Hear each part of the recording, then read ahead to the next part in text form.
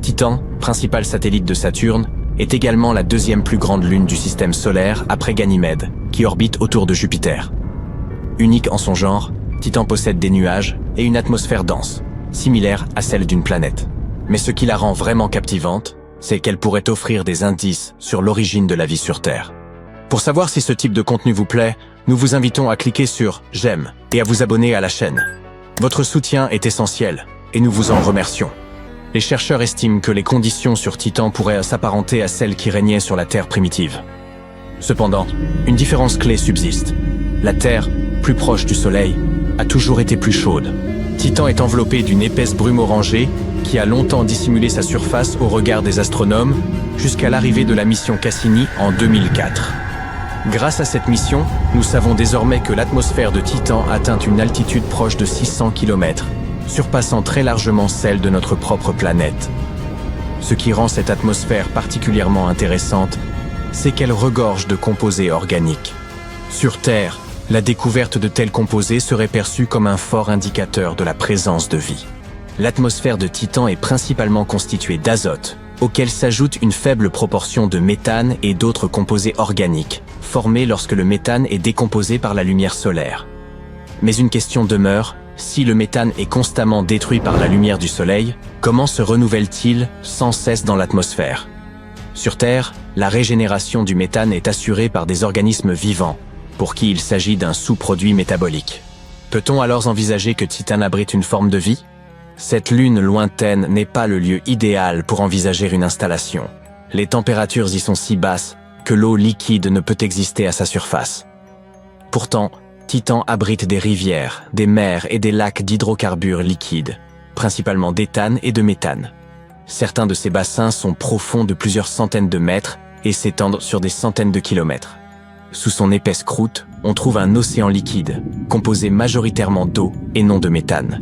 Des simulations en laboratoire ont permis aux chercheurs de conclure qu'il pourrait se trouver sur Titan une quantité suffisante de matière organique pour initier une évolution chimique.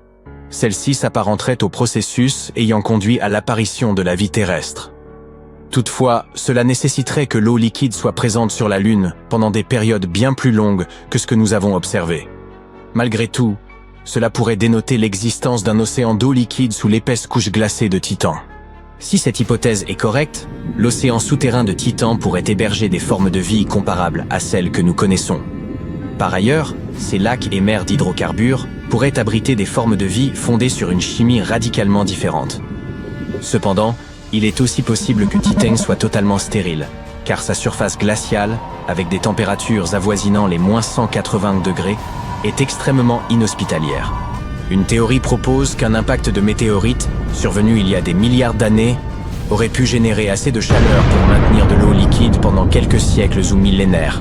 Aujourd'hui, cependant, la plupart des experts estiment que Titan n'est probablement pas un lieu propice à la vie. Cette incertitude rend encore plus intrigante la présence persistante de méthane dans son atmosphère. Curieusement, Titan pourrait bien se réchauffer dans le futur. D'ici environ 5 à 6 milliards d'années, le Soleil se transformera en une géante rouge, réchauffant de nombreux corps célestes du système solaire.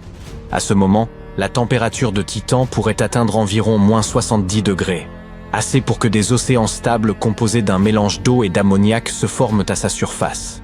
Avec cette évolution, la production d'ultraviolets du Soleil diminuerait, favorisant l'effet de serre dans la haute atmosphère de Titan.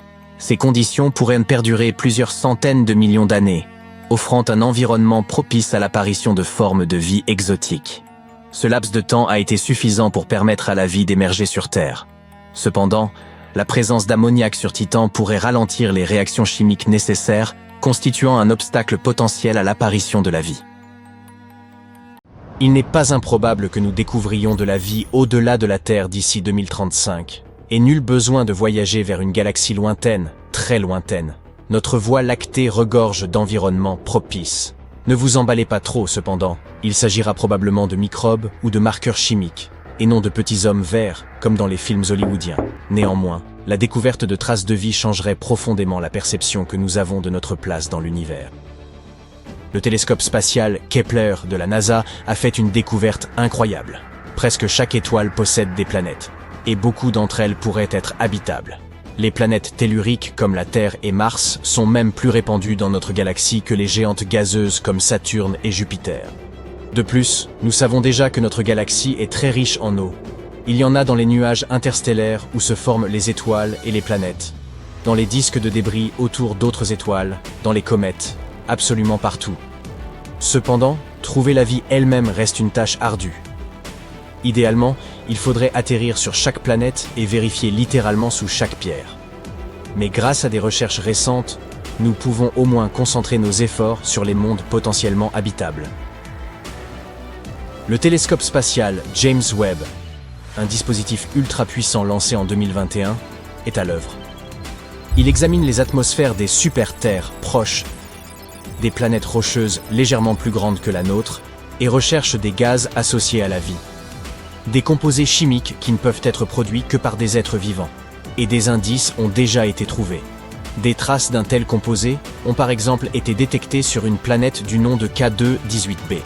Cette planète se situe à 120 années-lumière, ce qui est relativement proche à l'échelle spatiale. Elle se trouve dans la zone habitable, une région autour de l'étoile où les températures permettent l'existence d'eau liquide. De plus, elle orbite autour d'une naine rouge, le type d'étoile le plus petit qui existe. De telles étoiles sont un peu moins lumineuses que notre Soleil. Il faudra environ 1 an pour vérifier si ces traces de vie sont bien concrètes. Si tel est le cas, cela signifierait que la vie est beaucoup plus répandue que nous ne le pensions auparavant. Mais même dans le cas contraire, il reste 10 autres planètes de type boucle d'or à étudier dans la liste. Le télescope spatial James Webb est un outil extraordinaire, mais il a ses limites. Il ne peut pas détecter de petites planètes semblables à la Terre en raison de leur taille. Pour résoudre ce problème, la NASA prévoit de lancer un autre instrument, le télescope spatial Roman. Celui-ci sera encore plus efficace pour repérer ces types de planètes et les composés associés à la vie. Et puis, nous avons également le projet SETI.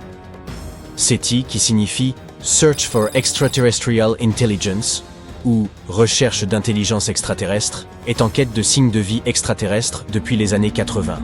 Les chercheurs du projet croient également que nous découvrirons des signes de vie dans les 10 prochaines années. Récemment, ils ont lancé un projet de grande envergure, baptisé COSMIC, et qui utilise un réseau de télescopes radio du Nouveau-Mexique, que vous aurez peut-être déjà vu dans le film Contact.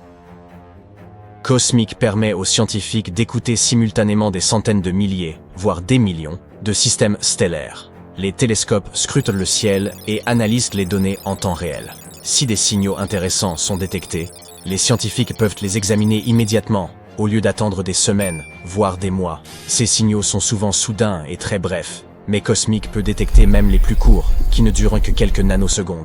Il peut également contribuer à d'autres recherches, comme l'étude des sursauts radio rapides, mystérieux et inexpliqués, ou encore de la matière noire. C'est l'outil le plus massif et le plus puissant jamais créé pour la recherche de vie extraterrestre. Mais il ne suffit pas seulement d'écouter. Pourquoi ne pas essayer de prendre contact nous-mêmes? La NASA a envoyé des signaux dans l'espace lointain.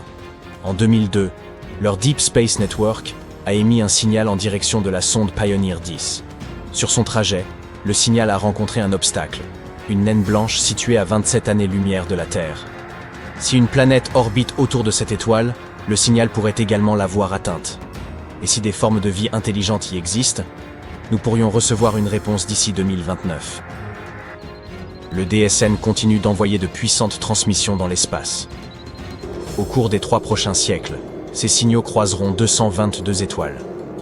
Peut-être qu'un jour, nous recevrons une réponse provenant d'un endroit lointain. Mais pourquoi n'avons-nous pas encore reçu de réponse? L'univers compte environ 200 milliards de galaxies, chacune comportant environ 100 milliards d'étoiles. Même si seul 1% de ces étoiles possédaient une planète, cela ferait toujours 200 trillions de planètes possibles. Et si la probabilité que ces planètes abritent la vie est d'1 sur 1000 milliards, il resterait encore quelques centaines de milliers de planètes. Alors, où est passé tout le monde? Cette question est connue sous le nom de paradoxe de Fermi. Une première explication, moins effrayante, est que l'univers pourrait être plein de vie, mais que cette vie ne serait pas intelligente au sens où nous l'entendons. Certaines planètes pourraient ainsi abriter des microbes, des oiseaux ou des dinosaures de l'espace. C'est ce qu'on appelle la théorie du grand filtre.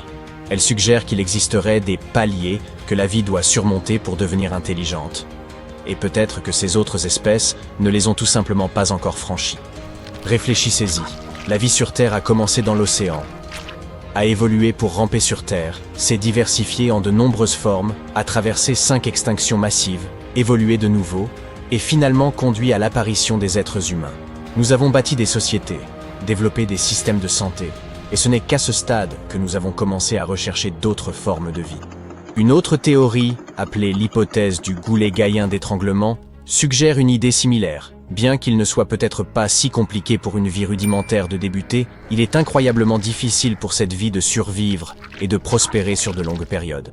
Vénus, par exemple, aurait pu avoir des océans et des conditions similaires à celles de la Terre, mais un effet de serre incontrôlé a causé l'évaporation de toute cette eau, la rendant stérile. Mars avait également de l'eau liquide à sa surface autrefois, et la Lune et Mercure ont possédé des atmosphères denses pendant un court instant. En revanche, la Terre a conservé de l'eau liquide à sa surface pendant presque toute son existence. Il est extrêmement rare et remarquable qu'une planète maintienne des températures comprises entre 0 et 100 degrés Celsius au cours de millions d'années. Il pourrait être mal avisé de rechercher une vie intelligente utilisant la même technologie que nous, car elle aurait évolué dans des conditions totalement différentes. C'est là que l'équation de Drake intervient. Cette formule permet de calculer le potentiel de développement de l'intelligence sur une planète donnée. Pour obtenir un résultat, nous devons connaître plusieurs variables. Combien d'étoiles existent, combien d'entre elles possèdent des planètes, la probabilité que ces planètes abritent la vie, et ainsi de suite. Hélas, nous ne connaissons pas encore ces chiffres, et le résultat pourrait être insignifiant. Mais supposons qu'il existe au moins une autre espèce intelligente. Pourquoi ne nous sommes-nous pas encore rencontrés? Il pourrait y avoir de nombreuses raisons à cela. Peut-être qu'ils ne nous trouvent pas suffisamment intéressants. Ou peut-être que le problème vient de nous, et que nous ne cessons jamais de manquer leurs signaux. Ou peut-être avons-nous manqué toute l'espèce. L'univers est incroyablement vaste et ancien. Il a plus de 14 milliards d'années. Si nous compressons toute l'histoire évolutive de la Terre en une journée de 24 heures, la vie commence à 4 heures du matin. Les dinosaures disparaissent à 23h40 et les premiers humains apparaissent 2 minutes avant minuit. Dans cette analogie, les humains existent depuis seulement 77 secondes, et notre technologie capable de détecter une vie extraterrestre est encore plus récente, soit moins d'une seconde. Avec de telles distances et des périodes aussi longues, les chances que nous existions au même moment que d'autres espèces intelligentes sont minces.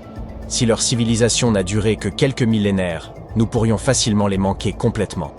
Mais cela ne signifie pas que nous devrions abandonner nos recherches. Les scientifiques craignaient que les signaux radio de la Terre ne s'affaiblissent avec le temps. Mais une étude récente a montré que c'est en fait le contraire qui se produit. Le nombre de nos satellites ne cesse de croître, ce qui rend notre planète plus détectable. D'ici la fin de la décennie, nous pourrions avoir plus de 100 000 satellites, rendant la Terre extrêmement brillante dans le spectre radio. S'il existe une espèce avancée quelque part, elle nous repérera facilement, même à de très grandes distances. Les astronomes sont optimistes à ce sujet, et il y a de grandes chances qu'ils découvrent des créatures extraterrestres, pendant que vous et moi sommes encore de ce monde. Mars est la cousine spatiale de la Terre. 4e planète de notre système solaire, elle fait environ la moitié de la taille de notre boule bleue. Elle possède également 2 petites lunes, Phobos et Deimos. Ces lunes ont la forme de pommes de terre. Phobos est un personnage dramatique, qui se rapproche de Mars et prévoit un atterrissage en catastrophe dans une 50aine de millions d'années. Deimos est beaucoup plus calme et se tient à bonne distance de Mars. Mars a été surnommée la planète rouge, en raison de sa surface rouge rouille. Cette couleur était si vive qu'elle fut repérée par les astronomes il y a de nombreuses années. On peut même parfois la voir à l'œil nu dans le ciel, sous la forme d'un petit point écarlate. Cette planète a peut-être des allures chaleureuses, mais en réalité, c'est un désert très froid. Les températures peuvent y descendre jusqu'à 153 degrés Celsius. Mais n'a-t-elle jamais été qu'un désert rouillé?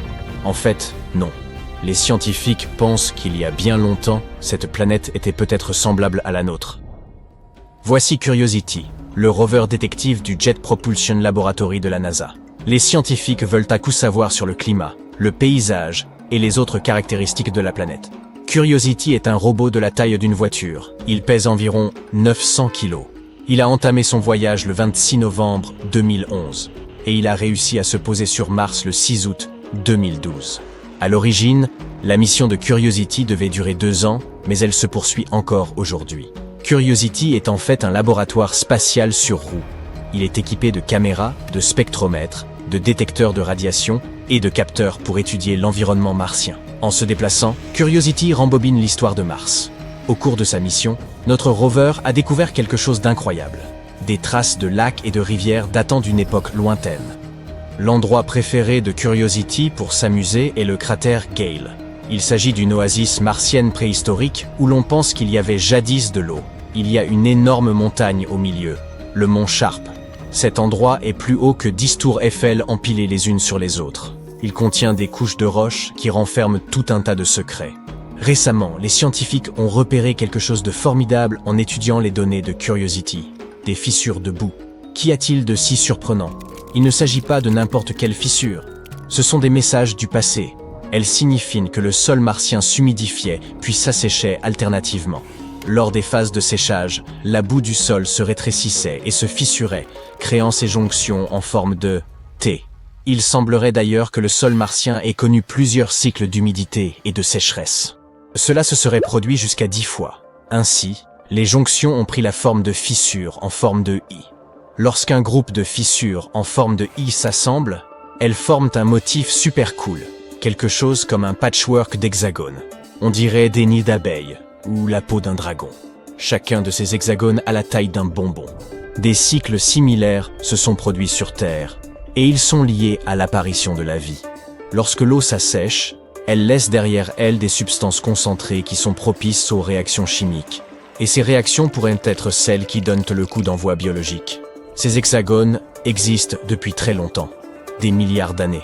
Cela signifie que Mars a déjà eu un climat semblable à celui de la Terre, et peut-être même de la vie. En fait, la planète rouge présente même des traces d'eau à l'heure actuelle, sous la forme de glace cachée au pôle.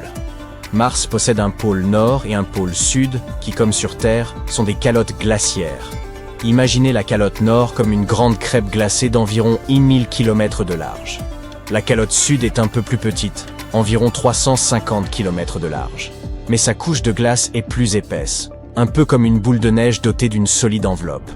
Lorsque c'est l'hiver au pôle, la nuit est incroyablement longue. Il n'y a aucune lumière, et l'obscurité est glaciale. Pendant ces périodes, environ 30% de l'air se transforme en CO2 gelé, de la glace carbonique, comme celle que l'on voit souvent dans les films d'horreur. Mais lorsque la lumière du soleil vient réveiller les pôles, cette glace sèche se transforme à nouveau en gaz. Tous ces cycles de gel et de dégel produisent des nuages et du givre, comme sur Terre. Une fois, un rover nommé Opportunity a même surpris des nuages de glace d'eau. Mais cela ne signifie pas nécessairement que Mars était autrefois prospère comme la Terre. La vie a besoin de plus que de simples cycles d'humidité et de sécheresse pour apparaître. Elle a besoin d'une atmosphère adéquate et d'autres ingrédients spécifiques. Nous ne sommes pas sûrs que Mars disposait de tous ces éléments. Et même si c'était le cas, rien ne permet d'affirmer que la vie s'y est réellement développée. Mais cela soulève une autre question très importante. Mars a-t-elle un jour abrité de minuscules créatures vivantes? Curiosity n'est pas le seul robot à tenter de répondre à cette question. Il y a aussi un rover appelé Perseverance. Il tente de trouver des indices sur la vie martienne. Il creuse dans un ancien cratère martien, autrefois rempli d'eau. Et, tel un archéologue de l'espace, Perseverance recherche des traces fossilisées d'anciennes créatures. Et le plus drôle, c'est que certains scientifiques pensent que nous avons découvert ce qu'il y avait à découvrir il y a près d'un demi-siècle. Mais que malheureusement, nous avons accidentellement détruit ce que nous avions trouvé. Cela s'est produit avant même que Curiosity ne commence à rouler sur Mars. Dans les années 80, 2 atterrisseurs de la NASA, Viking 1 et Viking 2, ont fait une halte sur la planète rouge. Ces atterrisseurs ont pris un selfie. Puis ils ont également fait des expériences bizarres sur le sol martien. Tout cela dans le but de trouver des signes de vie. Ce qu'ils ont trouvé, c'est une substance organique étrange appelée perchlorate. Il s'agit d'un composé que l'on utilise dans les feux d'artifice ou le carburant des fusées. Mais la plupart des résultats ne semblaient pas très prometteurs. Ils ont même mélangé de la terre avec de l'eau et des nutriments, espérant que s'il y avait des microbes martiens, ils se nourriraient de ces substances et produiraient des gaz radioactifs. Malheureusement, cela ne s'est pas produit. Voici maintenant le problème. Certains scientifiques pensent que l'eau ajoutée à l'époque a peut-être détruit ces petites créatures martiennes. Les pauvres microbes qui traînaient là ont soudain été aspergés d'un liquide bizarre. Une telle situation ne serait pas très agréable pour les microbes terrestres. Ils vivent à l'intérieur de roches et absorbent l'eau présente dans l'air. Verser de l'eau sur eux serait un véritable désastre. Alors, bien sûr, leur donner des nutriments après ça ne servirait à rien. Si vous avez survécu de justesse à un déluge, vous n'êtes probablement pas d'humeur à festoyer.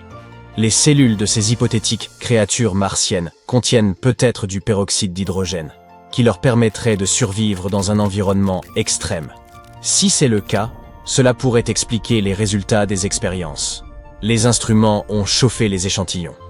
Donc, s'il y avait du peroxyde d'hydrogène, il aurait explosé, éliminant les petites bêtes et détruisant instantanément leur environnement. Imaginez à quel point ce serait ridicule s'il s'avérait que nous avons accidentellement détruit les seuls signes de vie sur Mars. Idéalement, nous aurions besoin d'une nouvelle mission sur Mars pour tester cette théorie. Espérons qu'elle ne soit pas confirmée.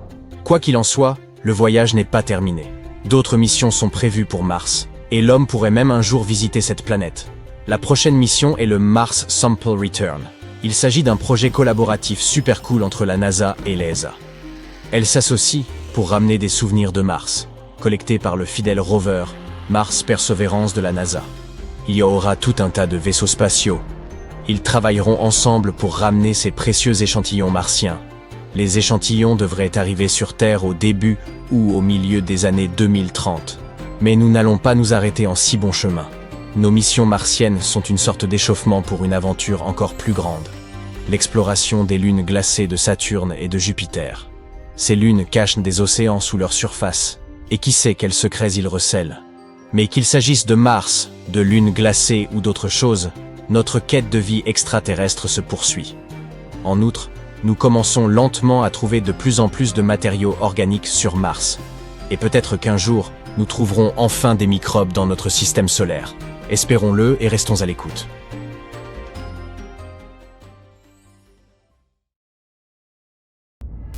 Des astronomes viennent d'annoncer qu'ils pensent avoir trouvé des signes de vie sur une planète située en dehors de notre système solaire. Ce monde lointain, baptisé K2-18b, se trouve à environ 124 années-lumière, dans la constellation du Lion. De quel type de vie s'agit-il? De petits hommes verts? De créatures tentaculaires aux allures de pieuvres? Eh bien, pas exactement. Commençons par définir ce qu'est la vie. C'est ce qui distingue les animaux et les plantes de la matière inorganique, comme la capacité de croître, de se reproduire et de changer. Maintenant, de quoi avons-nous besoin pour soutenir la vie? Si vous pensez à l'eau, vous avez raison. Les scientifiques pensent que K2-18b pourrait être recouverte d'océans, et si c'est le cas, elle pourrait abriter de minuscules formes de vie, des sortes de microbes. Des chercheurs britanniques et américains ont utilisé le télescope spatial James Webb pour observer l'atmosphère de cette planète. Ils ont trouvé des traces de deux substances chimiques très particulières. Sur Terre, seuls les êtres vivants peuvent produire ces substances. Et les êtres vivants dont je parle sont principalement de minuscules plantes océaniques appelées phytoplancton. En résumé, cette planète pourrait bien abriter des formes de vie sous forme d'algues. Bien sûr, les scientifiques ont encore besoin de preuves solides avant de se réjouir. Nous devons garder à l'esprit qu'il est possible que ces composés chimiques aient été créés par quelque chose que nous ne comprenons pas encore. Pas nécessairement par des êtres vivants, mais tout de même. K2-18b est une planète imposante. Elle est plus de 8 fois plus lourde que la Terre et environ 2,5 fois plus grande. Ce qui la rend encore plus intéressante, c'est qu'elle se trouve dans la zone habitable autour de son étoile. Cela signifie qu'il n'y fait ni trop chaud ni trop froid.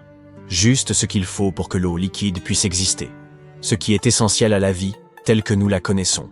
Les astronomes étudient les planètes lointaines comme celle-ci en observant les variations de la lumière lorsqu'elles passent devant leur étoile. Cela leur permet de déterminer quel type de gaz se trouve dans leur atmosphère. En 2023, le télescope spatial James Webb a détecté du méthane et du dioxyde de carbone dans l'atmosphère de la planète dont nous parlons. Il s'agit de molécules à base de carbone, et c'était la première fois qu'elles étaient détectées sur une planète située dans la zone habitable d'une étoile. Les scientifiques ont également détecté le faible signal d'une substance chimique appelée DMS, qui est principalement produite par de minuscules organismes marins ici sur Terre. Ils ont donc de nouveau pointé le télescope vers la planète en utilisant cette fois-ci un instrument capable de capter davantage de détails lumineux. Et ils ont trouvé des signes beaucoup plus nets de DMS et de certains composés chimiques apparentés. Cependant, ces signaux ne sont pas encore assez puissants. Ils n'ont pas atteint le niveau 5 sigma, un paramètre utilisé par les scientifiques pour confirmer leur découverte. De plus, même si ce DMS est bien présent, cela ne signifie pas automatiquement qu'il y a de la vie. Les scientifiques ont déjà trouvé du DMS sur une comète. Cela signifie qu'il peut être produit sans qu'aucune forme de vie n'intervienne dans le processus. Et pourtant, la quantité de cette substance sur K2-18b semble bien supérieure à tout ce qui a été observé sur Terre. C'est pourquoi certains astronomes sont convaincus qu'il provient d'un organisme. K2-18b est l'une des principales candidates pour ce que les scientifiques appellent une planète océan. Ce terme désigne un monde vaste et aquatique doté d'une atmosphère riche en hydrogène. Ce n'est pas le genre d'endroit où vivraient des civilisations extraterrestres comme dans les films. Mais il pourrait abriter de minuscules formes de vie, comme les microbes qui peuplèrent les océans de la Terre il y a des milliards d'années. Une fois encore, tout le monde ne s'accorde pas sur le caractère réellement hospitalier de K2-18b. Certains scientifiques pensent également que les planètes de ce type sont peut-être trop proches de leur étoile pour conserver de l'eau à l'état liquide. K2-18b orbite autour de son étoile tous les 33 jours, ce qui est assez rapide, et pourrait signifier qu'il y fait trop chaud. C'est pourquoi certains experts affirment que même si la planète contient de l'eau, celle-ci pourrait être en ébullition. Ou peut-être ne s'agit-il pas d'eau, mais d'océans de lave. Cependant, la plupart des scientifiques s'accordent sur un point. Il convient d'attendre et de voir. Avec seulement 16 à 24 heures supplémentaires d'observation au télescope, les astronomes pourraient confirmer ce qu'ils ont vu. Cela pourrait se produire dans les prochaines années. Et même s'il s'avère que K2-18b n'est pas le monde que nous recherchons, nous nous en approchons. Grâce à des télescopes puissants comme James Webb et à d'autres qui verront le jour à l'avenir, nous pourrions être en mesure de répondre à la question de savoir si nous sommes seuls dans l'univers. Parallèlement, certains endroits de notre propre système solaire, comme Mars, Vénus ou Encelade, la Lune de Saturne, pourraient offrir de bonnes conditions pour le développement de la vie. Nous pourrions également continuer à explorer d'autres mondes prometteurs, comme Proxima Centauri b, l'exoplanète la plus proche que nous connaissons.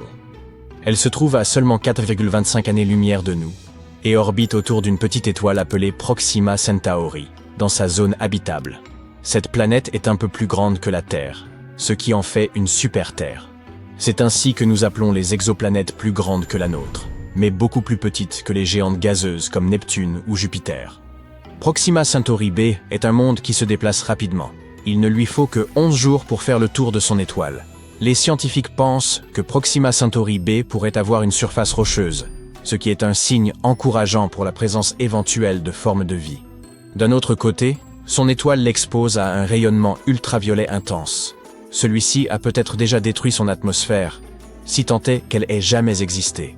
L'habitabilité de ce monde reste donc une grande inconnue. Nous avons ensuite TRAPPIST-1e, une autre planète prometteuse similaire à la Terre. Elle fait partie des 7 planètes rocheuses qui orbitent autour d'une petite étoile froide appelée TRAPPIST-1, située à environ 39 années-lumière. Découverte en 2017, elle pourrait être l'un des endroits les plus prometteurs pour découvrir de la vie en dehors de la Terre. Cette planète est en réalité un peu plus petite que la Terre, avec une masse équivalente à environ la moitié de celle de notre planète. Elle effectue une orbite autour de son étoile en seulement 6,1 jours, ce qui est extrêmement rapide par rapport à nos 365 jours.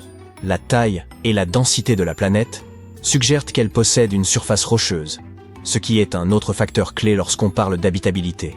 Même si TRAPPIST-1e est très proche de son étoile, celle-ci est assez faible et froide, de sorte que la planète pourrait avoir un climat stable, similaire à celui de la Terre. Certains scientifiques pensent même qu'elle pourrait contenir plus d'eau que notre boule bleue. Passons maintenant à Kepler 186f, située à environ 500 années-lumière. Il s'agit de la première planète de la taille de la Terre découverte dans la zone habitable d'une autre étoile. Elle orbite autour d'une naine rouge, un type d'étoile qui brûle moins et vit beaucoup plus longtemps que notre Soleil. Cela signifie que Kepler 186f pourrait bénéficier de conditions stables pendant des milliards d'années, laissant ainsi à la vie tout le temps nécessaire pour se former et évoluer. La planète ne reçoit qu'environ un tiers de la lumière solaire que reçoit la Terre, elle serait donc probablement plus froide, mais suffisamment chaude toutefois pour empêcher l'eau de geler. Elle semble également être une planète rocheuse, tout comme la Terre. ce qui augmente ses chances d'abriter la vie. Que diriez-vous de visiter LHS 1140b, située à environ 40 années-lumière? Cette planète a une masse environ 5,6 fois supérieure à celle de la Terre. Les scientifiques pensent qu'elle est rocheuse et qu'elle possède peut-être une atmosphère épaisse, ce qui est très important. Une telle atmosphère peut retenir la chaleur, maintenir des températures stables et empêcher l'eau de s'échapper dans l'espace. Ce monde orbite autour d'une étoile naine rouge relativement calme. Il n'est donc pas constamment frappé par des éruptions solaires nocives comme le sont certaines autres exoplanètes. Certaines études suggèrent même que LHS 1140b pourrait être un monde océanique, avec beaucoup d'eau. C'est donc l'une des planètes les plus intéressantes que nous ayons découvertes dans notre voisinage. Enfin, nous avons Gliese 12b, que les astronomes appellent Exo-Vénus. Elle se trouve à 40 années-lumière de la Terre. Ce monde a à peu près la taille de Vénus et orbite autour d'une étoile naine rouge froide. Il lui faut un peu moins de 13 jours pour effectuer une orbite complète. La température sur la planète est d'environ 42 degrés Celsius, ce qui est assez chaud, mais tout de même acceptable pour la vie. Ce qui rend Gliese 12b si intéressante, c'est qu'elle pourrait nous aider à comprendre comment les planètes de la taille de la Terre conservent leur atmosphère autour d'étoiles froides. C'est important, car l'atmosphère est essentielle à la présence d'eau liquide et à la protection de la vie contre les rayonnements nocifs. Selon certains chercheurs, Gliese 12b est l'une de nos meilleures chances de comprendre si des planètes comme celle-ci peuvent rester habitables. Le monstre du Loch Ness ne vient en réalité pas d'Écosse. Il s'avère que cette créature réelle vivait dans les eaux glaciales de l'Antarctique il y a environ 70 millions d'années. En 2019, des chercheurs ont découvert des fossiles d'un énorme reptile marin préhistorique qui ressemble énormément à la bête que les gens ont fini par surnommer Nessie. Cet animal était terrifiant, mesurait jusqu'à 11 mètres de long et avait un cou immense semblable à celui d'une girafe. Et il pesait environ 15 tonnes, ce qui équivaut au poids de 3 éléphants. Poursuivons notre liste d'animaux gigantesques avec un pingouin. Je sais, les pingouins n'ont pas vraiment la réputation d'être grands, mais des scientifiques viennent de découvrir ce qu'ils pensent être le plus grand pingouin ayant jamais vécu, le Kumimanu fordisei. On pense que ces oiseaux géants erraient près de la Nouvelle-Zélande il y a environ 55 millions d'années et qu'ils étaient énormes, pesant plus de 150 kilos. Cela représente environ 5 fois la taille des manchots empereurs, que l'on considère aujourd'hui comme les plus grands parmi cette famille d'oiseaux. Passons maintenant des plus gros aux plus petits. Voici B. Manfred Schmidti, un grand singe ayant vécu il y a environ 12 millions d'années dans ce qui est aujourd'hui l'Allemagne. Cette créature est très spéciale, car c'est le plus petit grand singe jamais découvert. Et quand je dis petit, je veux vraiment petit. Cet ancien animal ne pesait pas plus de 10 kilos, à peu près la taille d'un chat très bien nourri. Si vous pensez que les petites créatures ne sont pas effrayantes, attendez de voir cette tarentule bleue électrique. Cette nouvelle espèce découverte dans les mangroves de Thaïlande a vraiment l'air d'arriver d'une autre planète. Sa teinte éclatante ne provient pas d'un pigment. Elle a en réalité pour cause la structure unique de ses poils, qui reflète la lumière bleue et lui donne cette apparence d'extraterrestre. Plongeons encore plus loin à présent dans les profondeurs glaciales et noires comme la Poix. À environ 610 mètres de profondeur dans la mer d'Andaman, des scientifiques ont découvert une nouvelle espèce de requin fantôme, qu'ils ont nommé Chimaera supapae. Il a l'air tout droit sorti d'un film d'horreur. Un corps lisse et pâle, des nageoires qui semblent serties de plumes et de grands yeux effrayants. Ces requins fantômes ne sont en réalité pas des requins. Ils y sont seulement apparentés, s'étant séparés de leurs cousins il y a environ 400 millions d'années. La bonne nouvelle, c'est qu'ils ne dépassent qu'à peine la taille d'une boîte à chaussures.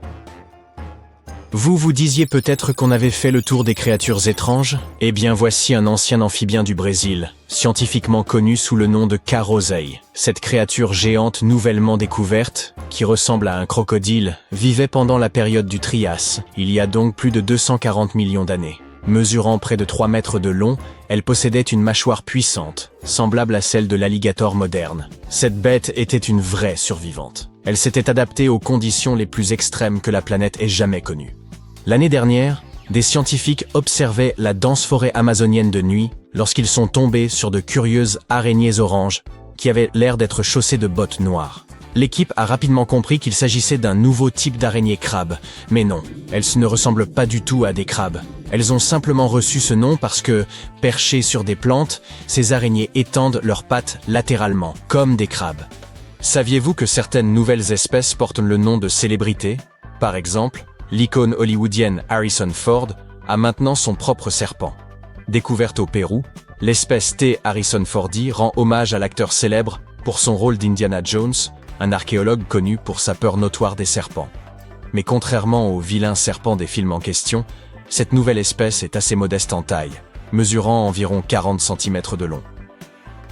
Nous avons également le Rhampholeon princeai, une petite, nouvelle espèce de caméléon pygmée originaire de Tanzanie, qui a été nommé en l'honneur du rappeur et poète américain Prince Ea. Il a reçu cet honneur en raison de son travail de sensibilisation aux enjeux environnementaux mondiaux. Un autre homonyme célèbre est un serpent mangeur d'escargots que l'on trouve dans la végétation des forêts du Panama. S. Irmelin DiCaprioae, hommage à notre Léo préféré, mesure environ 38 cm de long et passe ses nuits sur les feuilles de palmier à la recherche d'escargots et de limaces. Ses yeux ronds ressemblent à des braises incandescentes et peuvent être un peu effrayants, mais dans l'ensemble, c'est plutôt une créature tranquille. Même lorsqu'elle se sent menacée, elle ne mord pas. Elle s'enroule simplement sur elle-même et dégage une très mauvaise odeur. Maintenant, quelque chose d'un peu plus sinistre. Venomius Tom Hardy. Ce nom vous dit-il quelque chose? Eh oui. Cette nouvelle espèce d'araignée a été nommée en l'honneur de l'interprétation par Tom Hardy du célèbre personnage de Marvel, Venom.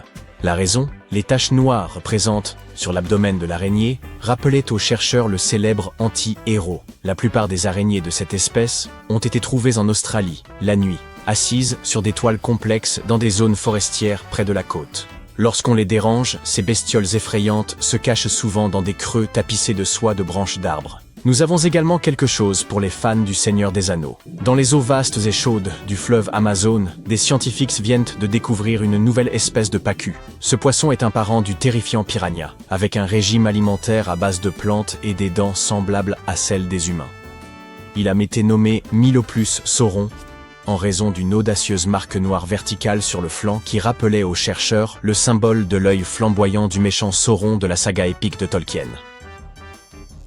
Attendez, est-ce un capybara bronzé ou un chien sauvage? Eh bien, en fait, c'est ni l'un ni l'autre. Il s'agit d'un cerf nain nouvellement découvert. Cette minuscule créature, à peu près de la taille d'un basset hound, se faufile à travers les forêts du Pérou. Ses grands yeux, son corps trapu et ses pattes courtes rendent cet animal tout simplement adorable. Ce joli petit cerf est le parfait opposé de ce que nous allons voir à présent. Cette créature d'apparence bizarre ressemble un peu à la bête aux 5 dents. Ses fossiles, découverts en Patagonie chilienne, ont montré qu'elle vivait à l'époque des dinosaures, il y a environ 72 millions d'années. Cette découverte est une preuve supplémentaire que des mammifères parcouraient bien cette partie de l'Amérique du Sud, à cette époque. En passant des forêts d'Amérique du Sud au désert d'Australie, nous rencontrons un dragon des sables connu scientifiquement sous le nom de Ctenophorus chacalpa.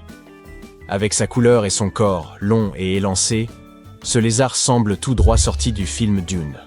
Découvert l'année dernière, ce dragon des sables se fond parfaitement dans les paysages brûlants du grand désert Victoria, dans le sud de l'Australie. Pendant plus de 10 ans, une créature aux grands yeux a réussi à se cacher des scientifiques qui s'aventuraient dans les montagnes du sud-ouest de la Chine. Mais en 2023, le groupe a finalement réussi à prendre quelques photos de cette grenouille qui ne correspondait à aucune espèce connue. Elles sont maintenant connues sous le nom de grenouille odorante de Leishan, une espèce qui mesure environ 5 cm de long et présente de petites bosses sur son corps vert gazon. Au large des côtes du Chili, nous avons récemment découvert un mont sous-marin presque 4 fois plus haut que le Burj Khalifa. Les montagnes sous-marines abritent généralement de magnifiques formes de vie, des jardins d'éponges et des coraux anciens. Mais ce mont sous-marin chilien cachait également un type rare de calmar doté de longs tentacules ressemblant à des nouilles, ce qui lui donne un peu l'apparence d'une assiette de spaghettis sous-marine. Avec ses tentacules, cette étrange créature peut mesurer jusqu'à 40 mètres de long. Récemment, des scientifiques plongeaient dans les eaux froides de la péninsule antarctique lorsqu'ils ont cru tomber sur un dragon à écailles ordinaires. Mais cette créature avait quelque chose d'inhabituel. il s'est avéré que ce poisson avait 2 rayures verticales plus foncées le long de son corps élancé. C'est alors qu'ils ont réalisé qu'ils étaient en train de regarder une nouvelle espèce, l'Acharotaxis gouldae. Passons maintenant du très bizarre au super mignon. En 2017, des habitants faisaient bien de la plongée près de l'île de Kyūm au Japon, lorsqu'ils ont découvert le Clavellina ossipandae. Cette étrangeté des abysses a rapidement conquis le cœur des gens grâce à son apparence. Ces taches noires ressemblent aux yeux et aux oreilles d'un panda, même s'il faut avoir beaucoup d'imagination. Cette créature filtre l'eau pour attraper sa nourriture et nous rappelle une nouvelle fois que l'océan regorge de merveilles. C'est officiel, il y a de la vie sur Mars. Ce n'est pas pour vous faire cliquer, je vais tout vous expliquer. La plupart des gens imaginent que les formes de vie extraterrestres ressemblent à de petites créatures vertes et intelligentes, de préférence. Mais nous devons distinguer entre la vie et l'intelligence. Quand quelqu'un vous dit qu'il y a de la vie sur une autre planète, vous pensez probablement immédiatement à un être intelligent avec lequel vous pouvez converser. Mais la vie est quelque chose de différent. Elle est souvent associée à l'organique. Et le rover Curiosity de la NASA a trouvé les plus grosses molécules organiques jamais observées sur la planète rouge. Elles se cachaient dans des roches martiennes très anciennes, j'entends par là environ 3,7 milliards d'années. Ces molécules peuvent être des résidus de substances, par exemple des acides gras, qui permettent de construire les membranes cellulaires. Si ce n'est peut-être pas ce à quoi vous vous attendiez, il demeure que les ingrédients de ce que nous appelons la vie sont bel et bien là. Alors voilà, le rover Curiosity de la NASA était en mission autour d'un immense cratère martien, le cratère Gale. Les scientifiques pensent que ce cratère était un lac il y a plusieurs milliards d'années. La mission principale du rover était de déterminer si Mars avait eu les conditions propices à la vie par le passé. Un jour, Curiosity a foré un morceau de mudstone ancien dans un endroit appelé Cumberland. Il a collecté de la poudre de roche, et les scientifiques ont réalisé un test spécial en utilisant un four sophistiqué intégré au rover. Ce four chauffe à haute température, environ 850 degrés C. Heureusement, les conditions de l'expérience ont permis aux chercheurs d'évaporer de l'oxygène moléculaire, ce qui a limité le risque de combustion. Et ils ont découvert quelque chose de surprenant. Des chaînes d'atomes de carbone, d'une longueur allant jusqu'à 12 atomes. On trouve des chaînes similaires sur Terre dans toutes choses, du pétrole brut au « nous y voilà de nouveau, être vivant ». Vous vous dites peut-être que, jusque-là, cette découverte n'a rien de très bouleversant. Mais attendez. Ces molécules peuvent se former naturellement par le biais de processus non vivants, comme des réactions avec l'eau, la chaleur et les minéraux. Hydrogène, monoxyde de carbone, chaleur, minéraux. C'est suffisant pour cuisiner ces molécules, même sans biologie. Mais ces molécules sont également des sous-produits ordinaires de la vie. Ici, sur Terre, nous produisons des composés similaires tout le temps, en particulier sous forme d'acide carboxylique, qui sont partout dans les organismes. Donc, même si ces chaînes pourraient s'être formées naturellement, il se peut également qu'elles soient les restes de quelque chose ayant été vivant. Peut-être une forme microbienne, peut-être quelque chose de bien plus complexe. Nous ne le savons pas encore. Mais le plus inhabituel et intrigant à propos de ces molécules, c'est que ces chaînes de carbone sont assez fragiles. Sur Terre, avec le temps, la lumière du soleil, l'air et l'eau finiraient par les décomposer. Mais sur Mars, elles semblent subsister. Et ce, après des milliards d'années. Donc même si ces molécules n'appartiennent pas à des dinosaures martiens, nous savons maintenant que la planète rouge est capable de préserver des substances organiques. Et c'est une immense découverte pour ceux qui cherchent des formes de vie anciennes. Il y a de bonnes chances que des traces chimiques de cette vie se cachent encore dans les roches. Et apparemment, Curiosity est capable de les détecter. Au fait, ce n'est pas la première fois que Curiosity a découvert des composés organiques. Le rover a également détecté des organiques chlorés, des substances contenant du soufre et des nitrates, essentiellement des éléments qui, si la vie avait un jour pris forme sur Mars, auraient fait partie de la recette. Et si nous parlions d'un autre héros envoyé sur Mars pour faire des découvertes incroyables? Voici Perseverance. C'est un robot de la taille d'une voiture que la NASA a envoyé loin de chez lui, sur la planète rouge inhospitalière et aride. Plus précisément, vers un ancien cratère appelé G0. Le Jet Propulsion Lab a créé Perseverance et l'a préparé pour son premier voyage spatial, qui a commencé le 30 juillet 2020.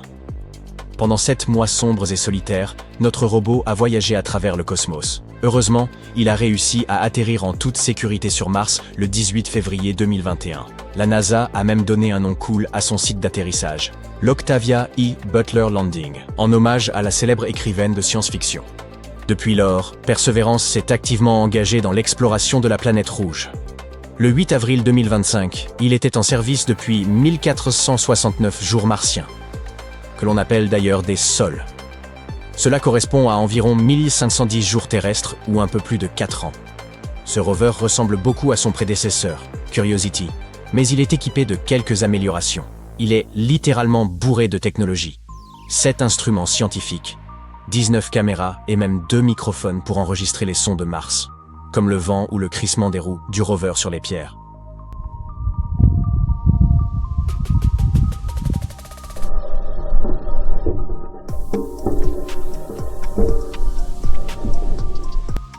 Perseverance a amené avec lui un petit compagnon volant. Il s'agit d'un mini-hélicoptère nommé Ingenuity.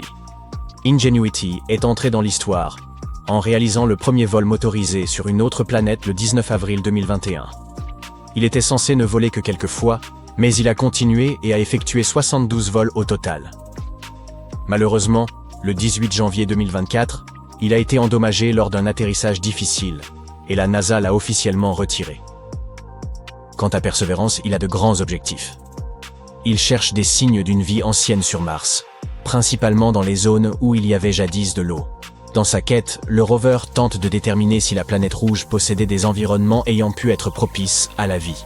Il cherche aussi des signes d'une ancienne vie microbienne, collecte des échantillons de roches et de sol pour les ramener un jour sur Terre, et teste de nouvelles technologies passionnantes, comme la production d'oxygène à partir de l'air martien, ce qui permettra de préparer de futures missions humaines.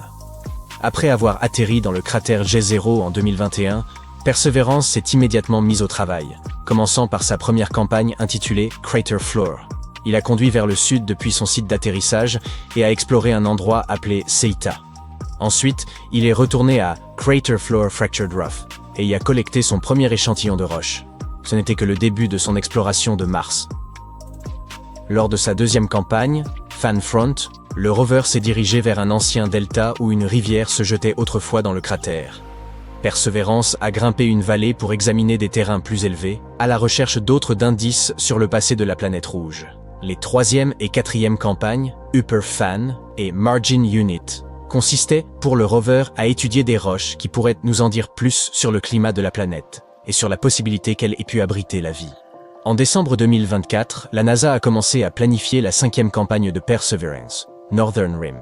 Au cours de celle-ci, il est censé étudier le bord du cratère, où se trouvent des roches souterraines ayant été projetées vers le haut lors d'un impact il y a des milliards d'années. Perseverance a déjà fait des découvertes impressionnantes. Elle a trouvé des roches volcaniques à la surface du cratère, et la preuve qu'elles ont un jour été en contact avec de l'eau. Cela a créé la surprise, car les scientifiques pensaient que les roches étaient principalement sédimentaires et non pas volcaniques. À un endroit baptisé Wildcat Ridge, le rover a même trouvé les signes d'un ancien lac où la vie aurait pu prospérer.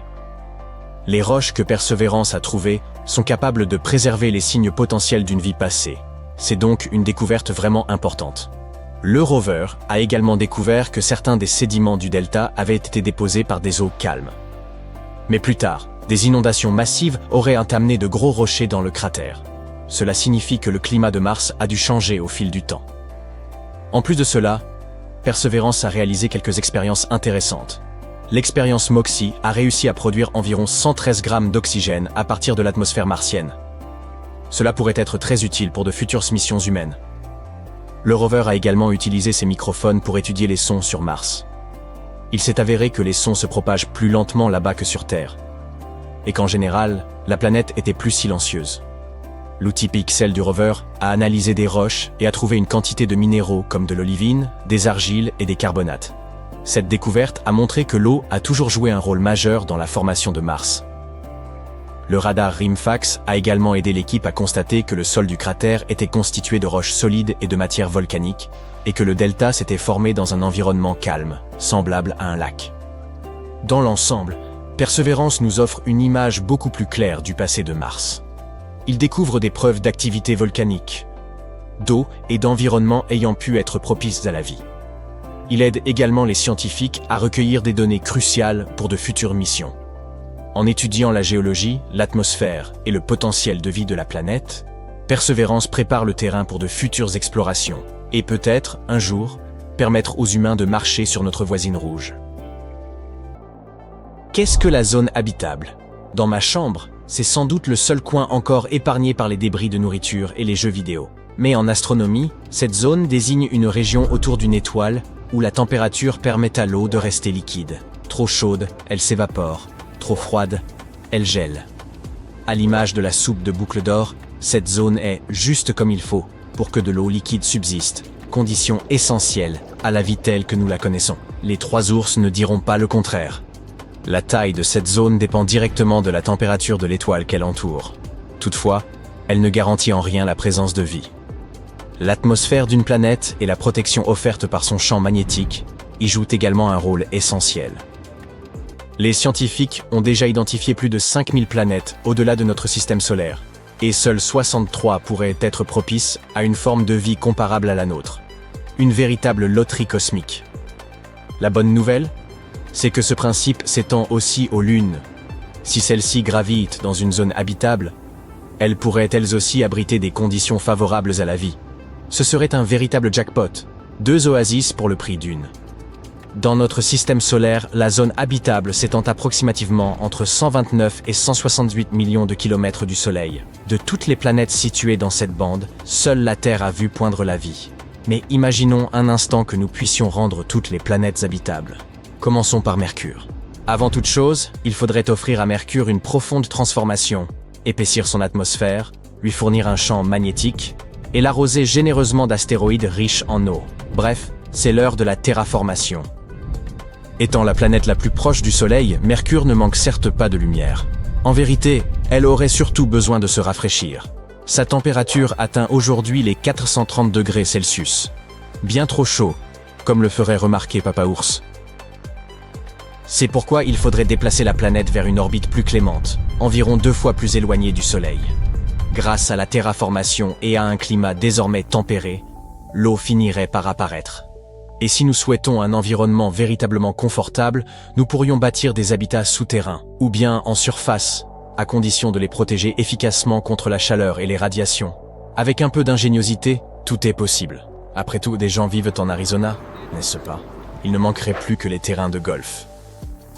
Abordons à présent Vénus, cette fameuse planète de l'amour, où les températures sont si extrêmes qu'elles suffisent à faire fondre le plomb, et où la pression atmosphérique est telle qu'elle pourrait vous broyer en quelques secondes. Charmant, n'est-ce pas? Vénus est considérée comme la planète sœur de la Terre, mais comme dans bien des fratries, nous n'avons presque rien en commun. Tâchons d'y remédier. Si nous introduisions de l'hydrogène sur Vénus, il réagirait avec le dioxyde de carbone pour produire de l'eau et du graphite. L'eau nous permettrait de générer de l'oxygène. Mais pour mener ce projet à bien, il nous faudrait amasser de l'hydrogène spatial, comme s'il y avait soudain des soldes à prix cassés. Ensuite, il nous resterait à bâtir des logements capables de résister aux rafales et aux pluies acides. Une formalité, n'est-ce pas? Heureusement, avec la planète suivante, les choses deviennent bien plus simples. Mars est souvent vu comme la candidate idéale pour abriter une vie extraterrestre. C'est un monde rocheux, à l'atmosphère ténue, mais dont la surface montre des traces d'eau, et même des signes potentiels de vie microbienne. Aux yeux des Martiens, c'est sans doute nous, les extraterrestres. Dans l'optique de terraformer Mars, la présence d'océans serait essentielle. Elle contribuerait à en épaissir l'atmosphère et à en réchauffer la surface.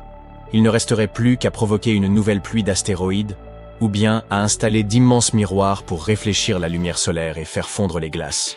Tout simplement. Dès l'apparition d'étendues océaniques sur Mars, la planète amorcera lentement sa transformation en un monde verdoyant, comparable à notre Terre. Il ne restera plus qu'à y ériger des habitats artificiels, en veillant à leur offrir tous les attributs du confort domestique. Rendre les planètes telluriques habitables n'est pas si insurmontable, comparé aux géantes gazeuses. Jupiter, par exemple, est dépourvu de surface solide, rendant sa colonisation pratiquement irréalisable. Il nous faudrait redoubler d'inventivité. Pourquoi ne pas envisager des structures flottantes, suspendues dans les nuages, là où température et pression rappellent celles de la Terre? Il suffirait ensuite de les isoler des petits désagréments, tels que des vents dépassant 640 km/h et des éclairs à chaque minute. Mais si nous parvenions à ériger des habitations dans l'atmosphère jovienne, les panoramas qui s'offriraient à nous seraient d'une rare magnificence. Imaginez-vous éveillé chaque matin face à ces bandes colorées et à ces nuées en perpétuel mouvement, ou bien flânant dans l'épaisse atmosphère de cette géante gazeuse. Effrayant sans doute, mais spectaculaire. Prenez garde à ce balcon. Nous pourrions aussi recourir à des technologies avancées afin de rendre l'atmosphère de Jupiter respirable. Un système qui transformerait ces gaz pour libérer de l'oxygène. Cela relève aujourd'hui de la science-fiction, mais quelle idée fascinante. Abordons maintenant Saturne, autre géante gazeuse dénuée de surface solide, apte à accueillir la vie. Pourtant, tout espoir n'est pas perdu. Comme pour Jupiter, nous pourrions concevoir des habitats flottants dans les couches supérieures de son atmosphère. Une vie suspendue dans un nuage de luxe, bien que le loyer soit stratosphérique. On pourrait également envisager de recouvrir la planète d'un vaste bouclier, semblable à un parapluie spatial, car dans l'espace, ce ne sont pas les gouttes d'eau qui tombent, mais les rayons cosmiques. Cette barrière servirait à nous préserver des radiations et des vents solaires, rendant le climat saturnien plus clément. Rappelons-nous notre récente évocation des lunes. Titan, satellite de Saturne, possède une atmosphère épaisse ainsi que, probablement, un océan souterrain. Quant à Encelade, il dissimule lui aussi une mer sous sa croûte. Ces deux astres représentent des candidats idéaux pour une implantation humaine, bien plus accessible que Saturne.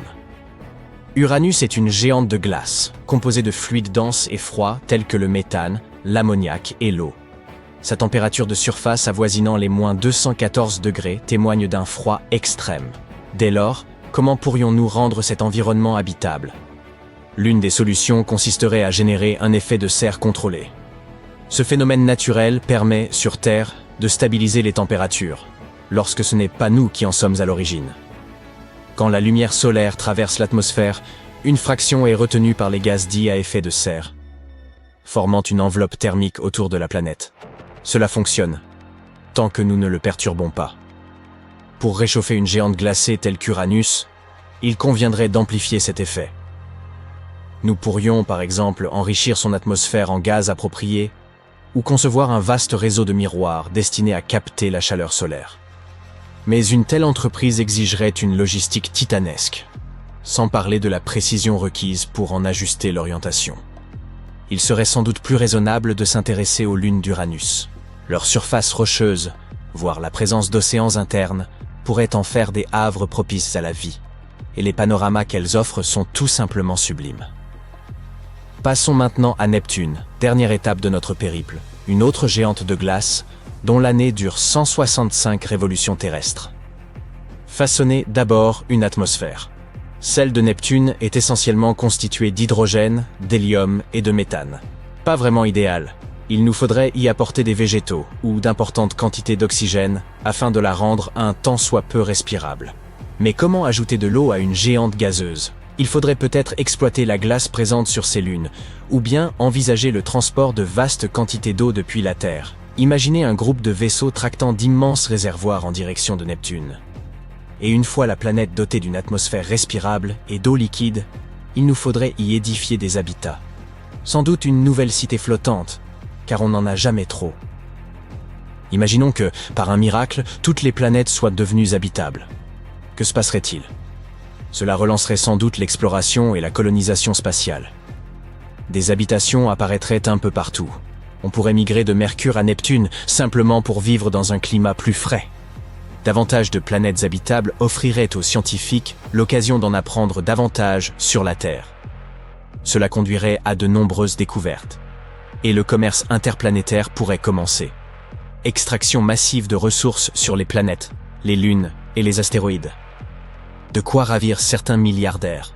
Naturellement, tout ne serait pas idyllique. De telles entreprises provoqueraient inévitablement des rivalités liées aux ressources ou au territoire. Imaginez devoir arbitrer des tensions entre Martiens et habitants de Jupiter. Au-delà des plaisanteries, envisager un système solaire intégralement habitable demeure fascinant. Toutefois, une terraformation d'une telle ampleur est hors de portée, pour l'instant. Mais qui sait? Bien des choses jugées autrefois impossibles sont devenues réalité. Alors, continuons de rêver, tout en prenant soin de la planète que nous avons déjà. Cette année, avant le mois de septembre, une étoile de la constellation de la couronne boréale explosera. Et dans l'hémisphère nord, nous pourrons la voir à l'œil nu. Il s'agit de T Coronae Borealis, une étoile naine blanche située à 3000 années-lumière de notre système solaire. Elle se transformera en nova. Nous en parlerons un peu plus loin, au printemps ou en été. Même si cet événement est prévisible, puisqu'il se produit tous les 80 ans, Il n'en reste pas moins qu'on ne peut y assister qu'une seule fois dans sa vie, quand on est un être humain. T Coronae Borealis n'est pas une étoile ordinaire. Il s'agit en fait d'une étoile binaire, c'est-à-dire de deux étoiles en orbite l'une autour de l'autre. Cette paire d'étoiles est incroyablement spéciale. Il arrive que les deux étoiles augmentent leur luminosité au point d'être visibles depuis la Terre. L'étoile naine blanche est la plus massive des deux. Mais le plus étonnant, c'est qu'elle pourrait contenir la même masse que le Soleil dans un volume équivalent à celui de la Terre. L'étoile qui l'accompagne, une géante rouge vieillissante, s'est déjà tellement développée qu'elle déverse désormais sa matière sur la naine blanche. Le moment est donc arrivé. Ces deux étoiles vont à nouveau exploser. Leur luminosité passera de la magnitude 11 à la magnitude 2. En astronomie, la magnitude est utilisée pour mesurer l'éclat d'une étoile ou d'un autre objet céleste. Plus l'étoile est brillante, plus le nombre attribué à la magnitude est faible. Dans le cas qui nous occupe, cela signifie que nous pourrons voir l'étoile à l'œil nu, même dans un ciel pollué par la lumière artificielle. Actuellement, nous ne pouvons voir cette belle binaire qu'avec des jumelles dans un ciel complètement noir. Après l'explosion, T Coronae Borealis deviendra l'étoile la plus brillante de la constellation de la couronne boréale pendant quelques jours, avant de s'éteindre progressivement. Cet événement ne doit pas être confondu avec une supernova. Lors d'une supernova, le cœur de l'étoile s'effondre, ce qui entraîne sa destruction complète. Cela ne peut arriver qu'à une étoile dont la masse est 8 fois supérieure à celle du Soleil. Au lieu de disparaître à jamais dans un éclair de lumière aveuglant, T Coronae Borealis connaîtra une nova, c'est-à-dire une explosion de surface, qui projettera de la matière dans l'espace sans pour autant détruire l'étoile elle-même. De telles novas récurrentes se produisent à intervalles réguliers. Autrefois, les astronomes appelaient T Coronae Borealis l'étoile de feu. Les dernières fois qu'elle a explosé, c'était en 1866, puis en 1946. Les astronomes de la NASA pensent qu'elle explosera à nouveau avant le mois de septembre de cette année. La constellation de la couronne boréale est l'une des plus belles qui soit. Il s'agit d'un demi-cercle incurvé composé de 7 étoiles, facile à observer en avril. Sortez 2 heures après la tombée de la nuit et regardez vers l'est-nord-est. Une fois que vous avez trouvé la Grande Ourse, utilisez la courbe de sa poignée pour aller de l'arc à Arcturus et vous trouverez l'étoile brillante de la constellation du Bouvier à l'est. Si vous descendez en diagonale jusqu'à l'horizon est-nord-est, vous apercevrez la couronne boréale. Si vous souhaitez observer l'illumination de T Coronae Borealis, il est conseillé de vous familiariser avec la région et les étoiles de la constellation dans laquelle elle se trouve. Une fois l'événement commencé, vous pourrez comparer son éclat à celui des autres étoiles et l'observer sans utiliser d'appareils sophistiqués. Une nova est une explosion soudaine et de courte durée impliquant une étoile compacte de la taille de la Terre ou un peu plus grosse. L'explosion provient d'une naine blanche qui tourne très près d'une étoile normale, si près qu'un flux de gaz s'écoule entre elles.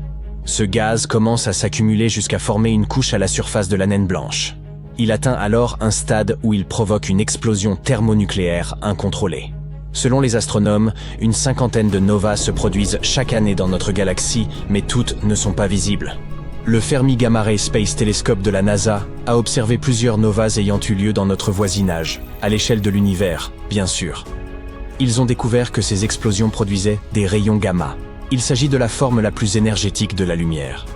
Les chercheurs pensent également que ces rayons gamma résultent de collisions entre de nombreuses ondes de choc, qui s'échappent du site de l'explosion dans une coquille de débris en expansion rapide. Maintenant que nous avons parlé des novas, il est temps d'aborder un sujet beaucoup plus spectaculaire, les supernovas. Il s'agit de la plus puissante explosion à laquelle l'homme puisse assister, une gigantesque déflagration accompagnée d'une illumination incroyable et brève. Une supernova est en quelque sorte le bouquet final d'une étoile massive qui s'éteint. Cela peut arriver aux étoiles dont la masse est au moins 5 fois supérieure à celle de notre Soleil.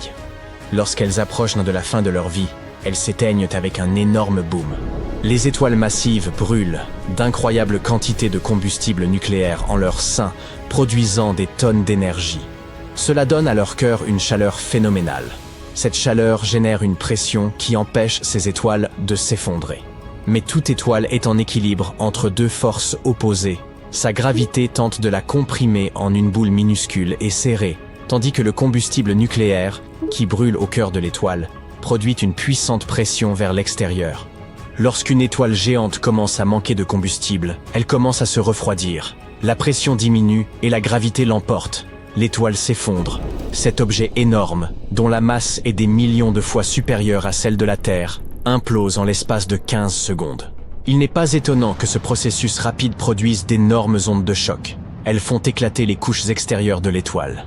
Finalement, il ne reste plus qu'un noyau incroyablement dense, en plus d'un nuage croissant de gaz chaud appelé nébuleuse. Un trou noir, l'objet le plus dense de l'univers, est le résultat de la supernova d'une étoile environ 10 fois plus massive que notre Soleil. Il existe un autre type de supernova qui se produit généralement dans les systèmes où deux étoiles gravitent l'une autour de l'autre, et où au moins l'une d'entre elles est une naine blanche de la taille de notre planète. Si une telle étoile entre en collision avec un autre astre, ou si elle tire trop de matière de sa voisine, elle peut exploser en supernova. Les supernovas sont souvent si brillantes qu'elles peuvent éclipser la lumière combinée de galaxies entières pendant plusieurs jours, voire plusieurs mois. Les supernovas ne sont pas courantes. Les astronomes pensent qu'il n'y en a que quelques-unes par siècle dans des galaxies comme la nôtre. Mais comme l'univers contient un très grand nombre de galaxies, nous pouvons observer quelques centaines de supernovas chaque année hors de la Voie lactée. Malheureusement, la poussière spatiale nous empêche de voir la plupart des supernovas les plus proches de nous. Bételgeuse, une géante rouge au stade avancé, a explosé en 2019. Mais ce n'était pas l'événement que nous nous attendions à voir. Cette étoile, située dans la constellation d'Orion, est énorme. Si grande que si nous la déplacions au milieu de notre système solaire, son bord extérieur irait bien au-delà de l'orbite de Jupiter.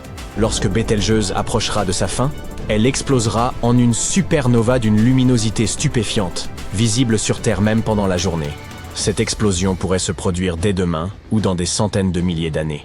Inutile donc de retenir votre souffle. Mais alors, que s'est-il passé en 2019 ? Les astronomes ont remarqué que l'étoile s'affaiblissait. Ils se sont dit qu'il s'agissait des prémices du grand spectacle. Mais au lieu de cela, Bételgeuse est redevenue normale quelques mois plus tard. Une analyse plus poussée a révélé que l'étoile ne s'était pas assombrie. Si nous en avions l'impression, c'est parce que nous l'observions au travers d'un nuage de débris stellaires. Au même moment, la quantité de lumière dans la photosphère de Bételgeuse s'est accrue, comme si une explosion massive de matière avait eu lieu à la surface de l'étoile. Des événements de ce type se produisent en permanence sur le Soleil, en particulier lorsque l'activité de notre étoile est élevée.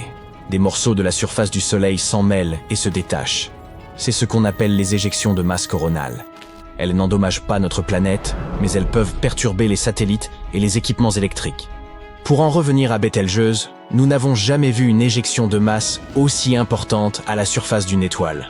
Il s'agit d'un phénomène nouveau que nous pouvons observer directement et que nous pouvons même voir en détail grâce au télescope Hubble. Selon les astronomes, nous assistons pour la première fois en direct à l'évolution d'une étoile. Mars est la cousine spatiale de la Terre.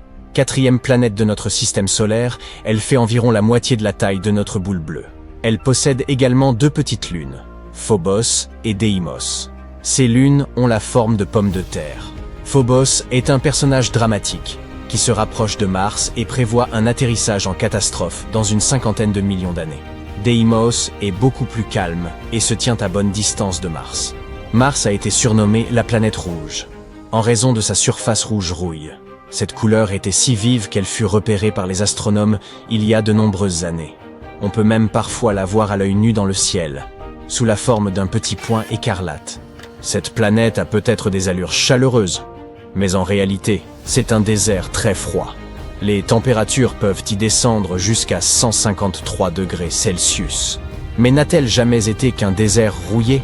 En fait, non. Les scientifiques pensent qu'il y a bien longtemps, cette planète était peut-être semblable à la nôtre.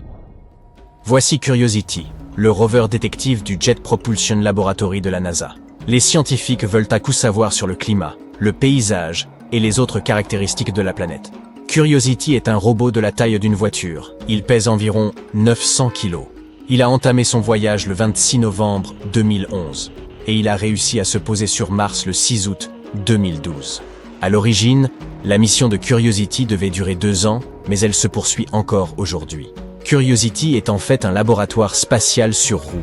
Il est équipé de caméras, de spectromètres, de détecteurs de radiation et de capteurs pour étudier l'environnement martien. En se déplaçant, Curiosity rembobine l'histoire de Mars. Au cours de sa mission, notre rover a découvert quelque chose d'incroyable. Des traces de lacs et de rivières datant d'une époque lointaine. L'endroit préféré de Curiosity pour s'amuser est le cratère Gale. Il s'agit d'une oasis martienne préhistorique où l'on pense qu'il y avait jadis de l'eau. Il y a une énorme montagne au milieu, le mont Sharp. Cet endroit est plus haut que 10 tours Eiffel empilées les unes sur les autres. Il contient des couches de roches qui renferment tout un tas de secrets. Récemment, les scientifiques ont repéré quelque chose de formidable en étudiant les données de Curiosity, des fissures de boue. Qu'y a-t-il de si surprenant? Il ne s'agit pas de n'importe quelle fissure. Ce sont des messages du passé. Elles signifient que le sol martien s'humidifiait puis s'asséchait alternativement. Lors des phases de séchage, la boue du sol se rétrécissait et se fissurait, créant ces jonctions en forme de T. Il semblerait d'ailleurs que le sol martien ait connu plusieurs cycles d'humidité et de sécheresse. Cela se serait produit jusqu'à 10 fois. Ainsi, les jonctions ont pris la forme de fissures en forme de I. Lorsqu'un groupe de fissures en forme de I s'assemble, elles forment un motif super cool, quelque chose comme un patchwork d'hexagones. On dirait des nids d'abeilles ou la peau d'un dragon. Chacun de ces hexagones a la taille d'un bonbon. Des cycles similaires se sont produits sur Terre, et ils sont liés à l'apparition de la vie. Lorsque l'eau s'assèche, elle laisse derrière elle des substances concentrées qui sont propices aux réactions chimiques. Et ces réactions pourraient être celles qui donnent le coup d'envoi biologique.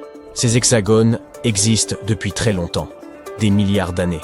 Cela signifie que Mars a déjà eu un climat semblable à celui de la Terre, et peut-être même de la vie. En fait, la planète rouge présente même des traces d'eau à l'heure actuelle, sous la forme de glace cachée au pôle.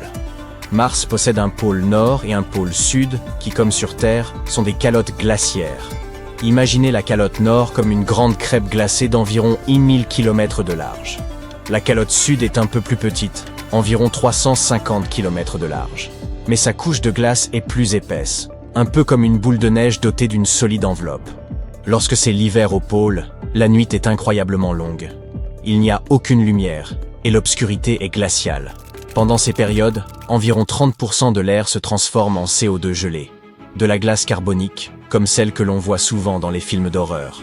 Mais lorsque la lumière du soleil vient réveiller les pôles, cette glace sèche se transforme à nouveau en gaz. Tous ces cycles de gel et de dégel produisent des nuages et du givre, comme sur Terre. Une fois, un rover nommé Opportunity a même surpris des nuages de glace d'eau. Mais cela ne signifie pas nécessairement que Mars était autrefois prospère comme la Terre. La vie a besoin de plus que de simples cycles d'humidité et de sécheresse pour apparaître. Elle a besoin d'une atmosphère adéquate et d'autres ingrédients spécifiques. Nous ne sommes pas sûrs que Mars disposait de tous ces éléments. Et même si c'était le cas, rien ne permet d'affirmer que la vie s'y est réellement développée. Mais cela soulève une autre question très importante. Mars a-t-elle un jour abrité de minuscules créatures vivantes? Curiosity n'est pas le seul robot à tenter de répondre à cette question. Il y a aussi un rover appelé Perseverance. Il tente de trouver des indices sur la vie martienne. Il creuse dans un ancien cratère martien, autrefois rempli d'eau. Et, tel un archéologue de l'espace, Perseverance recherche des traces fossilisées d'anciennes créatures. Et le plus drôle, c'est que certains scientifiques pensent que nous avons découvert ce qu'il y avait à découvrir il y a près d'un demi-siècle. Mais que malheureusement, nous avons accidentellement détruit ce que nous avions trouvé. Cela s'est produit avant même que Curiosity ne commence à rouler sur Mars. Dans les années 80, 2 atterrisseurs de la NASA, Viking 1 et Viking 2, ont fait une halte sur la planète rouge. Ces atterrisseurs ont pris un selfie. Puis ils ont également fait des expériences bizarres sur le sol martien. Tout cela dans le but de trouver des signes de vie. Ce qu'ils ont trouvé, c'est une substance organique étrange appelée perchlorate. Il s'agit d'un composé que l'on utilise dans les feux d'artifice ou le carburant des fusées. Mais la plupart des résultats ne semblaient pas très prometteurs. Ils ont même mélangé de la terre avec de l'eau et des nutriments, espérant que s'il y avait des microbes martiens, ils se nourriraient de ces substances et produiraient des gaz radioactifs. Malheureusement, cela ne s'est pas produit. Voici maintenant le problème. Certains scientifiques pensent que l'eau ajoutée à l'époque a peut-être détruit ces petites créatures martiennes. Les pauvres microbes qui traînaient là ont soudain été aspergés d'un liquide bizarre. Une telle situation ne serait pas très agréable pour les microbes terrestres. Ils vivent à l'intérieur de roches et absorbent l'eau présente dans l'air. Verser de l'eau sur eux serait un véritable désastre. Alors, bien sûr, leur donner des nutriments après ça ne servirait à rien. Si vous avez survécu de justesse à un déluge, vous n'êtes probablement pas d'humeur à festoyer. Les cellules de ces hypothétiques créatures martiennes contiennent peut-être du peroxyde d'hydrogène. qui leur permettrait de survivre dans un environnement extrême. Si c'est le cas, cela pourrait expliquer les résultats des expériences. Les instruments ont chauffé les échantillons.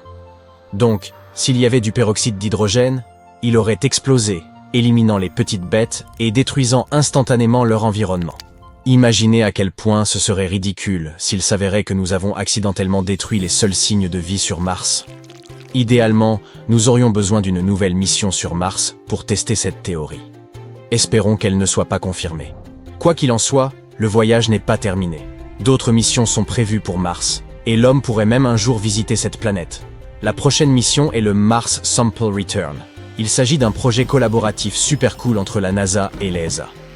Elle s'associe pour ramener des souvenirs de Mars, collectés par le fidèle rover Mars Perseverance de la NASA. Il y aura tout un tas de vaisseaux spatiaux. Ils travailleront ensemble pour ramener ces précieux échantillons martiens. Les échantillons devraient arriver sur Terre au début ou au milieu des années 2030. Mais nous n'allons pas nous arrêter en si bon chemin. Nos missions martiennes sont une sorte d'échauffement pour une aventure encore plus grande. L'exploration des lunes glacées de Saturne et de Jupiter. Ces lunes cachent des océans sous leur surface, et qui sait quels secrets ils recèlent. Mais qu'il s'agisse de Mars, de lunes glacées ou d'autre chose, notre quête de vie extraterrestre se poursuit. En outre, nous commençons lentement à trouver de plus en plus de matériaux organiques sur Mars. Et peut-être qu'un jour, nous trouverons enfin des microbes dans notre système solaire. Espérons-le et restons à l'écoute.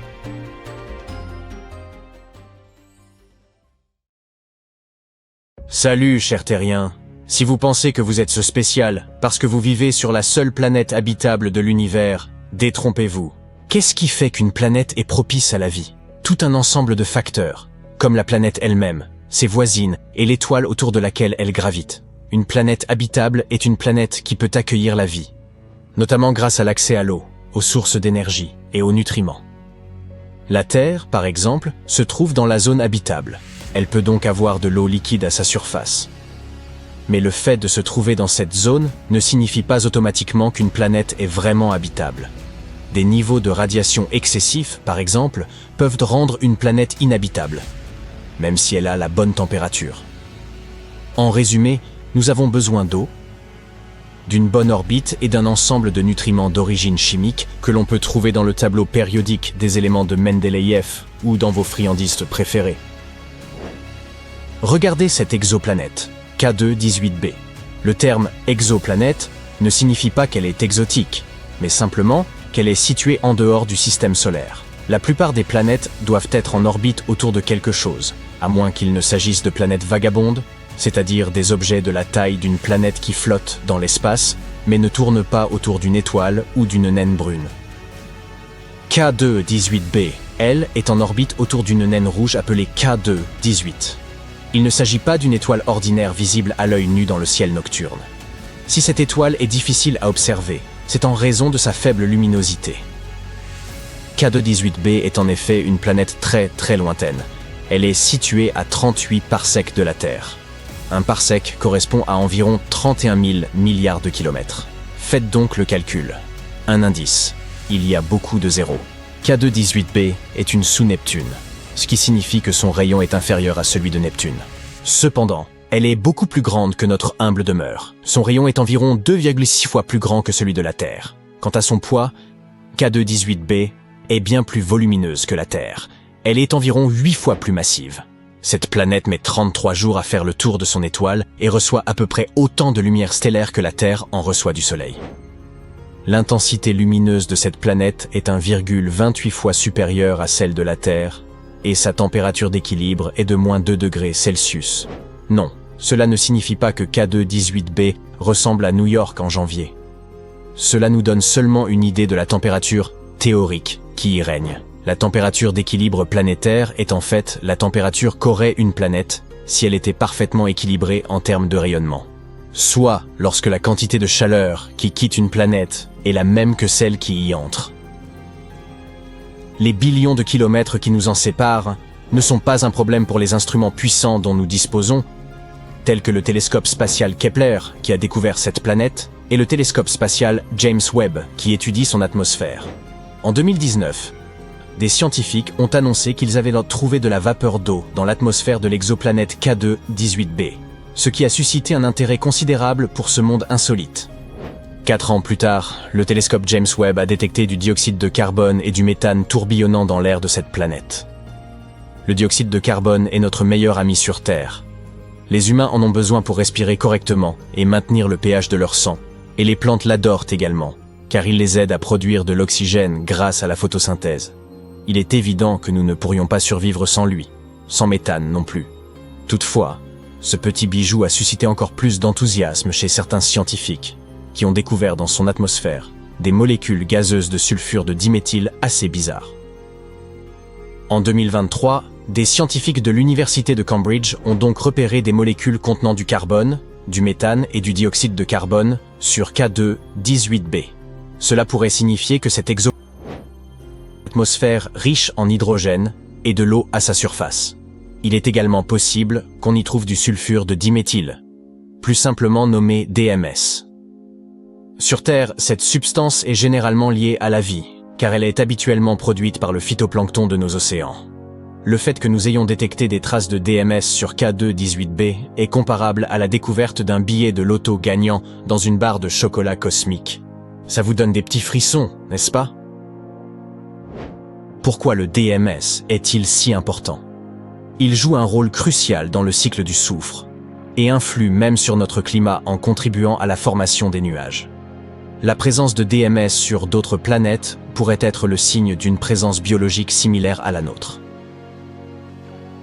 Il semblerait que cette planète soit un bon endroit, avec ses températures pas trop rigoureuses et tous les nutriments nécessaires pour nous maintenir en vie. Que pensez-vous de son aspect général? Il a probablement fallu quelques millions d'années à la planète pour se constituer. Même si les choses se réchauffent dans les profondeurs, cela ne devrait pas faire une grande différence à la surface. Certains experts pensent qu'elle pourrait abriter un océan d'eau ou de lave en fusion avec une atmosphère riche en hydrogène, un peu comme sur les géantes gazeuses telles qu'Uranus ou Neptune. Cette dernière ne correspond pas vraiment aux normes de notre Terre, puisque notre atmosphère est principalement composée d'azote.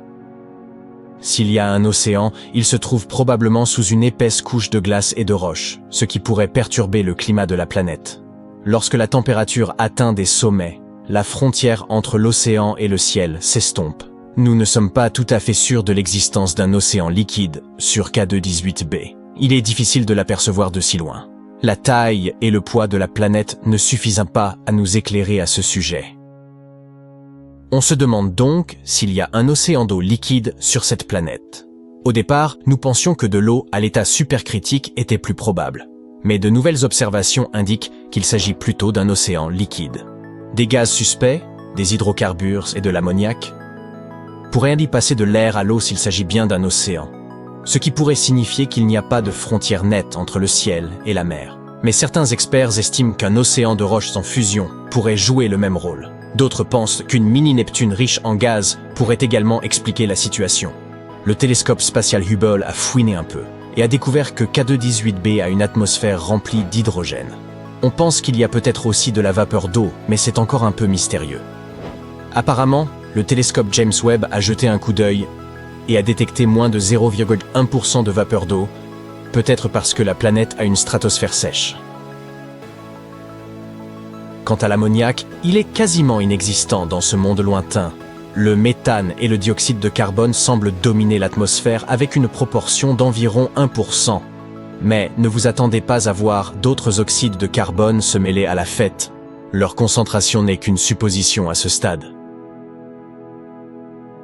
L'atmosphère de K2-18b ne représente qu'une petite fraction de sa masse totale, environ 6,2%, et elle est probablement similaire à celle d'Uranus et de Neptune. Du point de vue de la brume, il n'y a pas grand-chose, et les nuages d'eau demeurent un mystère. Il s'agit probablement de nuages glacés, mais il n'est pas exclu qu'il y ait aussi des nuages d'eau liquide. Outre l'eau, l'atmosphère pourrait également contenir des nuages de chlorure d'ammonium, de sulfure de sodium, de chlorure de potassium et de sulfure de zinc en fonction de la nature de la planète. Si c'est le cas, alors les choses pourraient devenir un peu plus compliquées dans l'atmosphère de cette planète, avec une inversion de température et quelques soucis dans la stratosphère, une journée comme les autres dans l'espace. Jusqu'à présent, les scientifiques ont proposé plusieurs modèles climatiques pour K2-18b. Par exemple, certains pensent que la température est la même sur toute la planète, à moins qu'elle ne tourne très vite. Et alors, il y aurait une différence entre les pôles et l'équateur. Mais elle serait à peine perceptible. Mais il ne s'agit pour l'instant que de spéculation. La quantité de rayonnement que K2-18b reçoit de son étoile est similaire à celle de la Terre. La température de la planète pourrait donc être très froide ou relativement chaude. C'est l'atmosphère et les nuages qui déterminent si la planète peut abriter la vie. Les scientifiques pensent que des micro-organismes terrestres pourraient y survivre, même avec tout cet hydrogène. Mais il est difficile de dire s'il y a de la vie sur K18b, parce que les gaz que nous recherchons habituellement pourraient ne pas être présents dans son atmosphère. Les scientifiques pensent que le télescope spatial James Webb pourrait être en mesure de détecter différents marqueurs de vie sur cette planète, si on lui en laisse le temps.